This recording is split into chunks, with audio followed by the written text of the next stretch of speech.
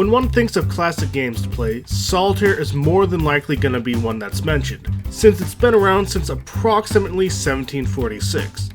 But, to my dismay, with a phone update I got not one, but two different versions of the game installed on my phone. So, let's get ready for some double trouble.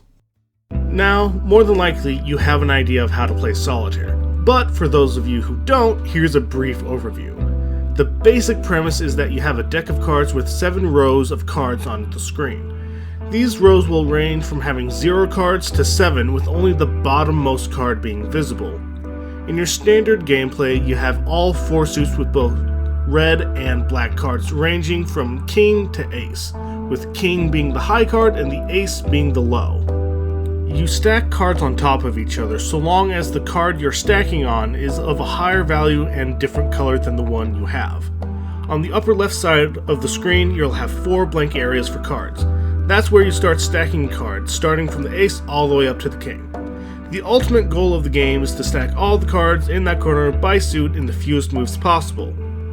There's also an easier way to play by having all the cards in the deck being the same color. The developers for these games are Guru Puzzle Games, a returning producer for this series, and The Unknowns. Now, you may be wondering who the other developer is, and the answer to that is, I don't know.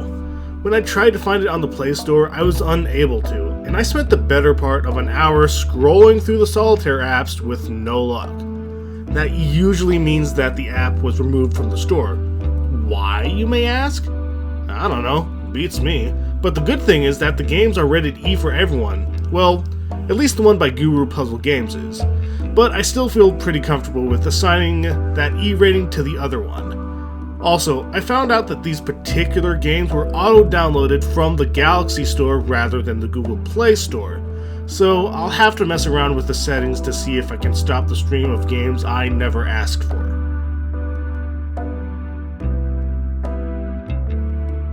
For many people, Solitaire is a very enjoyable game, for its simplicity and the sheer fact that you can get it on pretty much anything with a screen nowadays. And while I'm not a huge fan of Solitaire, it's pretty hard to mess up.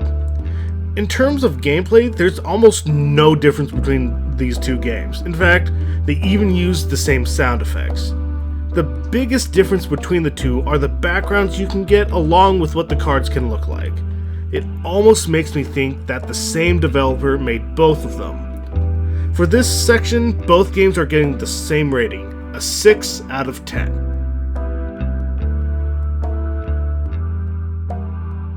In terms of ads, both games do rather well in this category. Both games are going to show you an ad after you finish a game. It's minimally disruptive and is honestly a fantastic way to do ads. Granted, this style of ad only really works for games with levels and all that, but my point still stands. Both of these games are getting a 9 out of 10 for this category.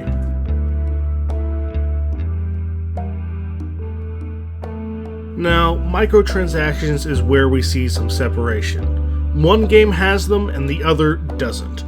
The one by Guru Puzzle Games has an option to shell out $6.99 so that you can just stop seeing ads. But you can just as easily put your phone into airplane mode so that you don't get ads in the first place. However, fact of the matter is you can still spend unnecessary money in this game.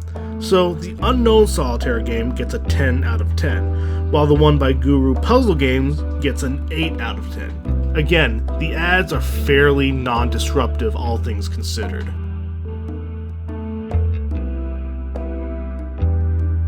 If you like Solitaire, you're going to have no real issue with longevity. It's a solid game and one that has stood the test of time, and you can hardly argue that fact. For me personally, I'd rate both of these games at a 7 out of 10. I don't much care for Solitaire, but I still found myself playing several games in a row, and that in and of itself should be a pretty good indicator.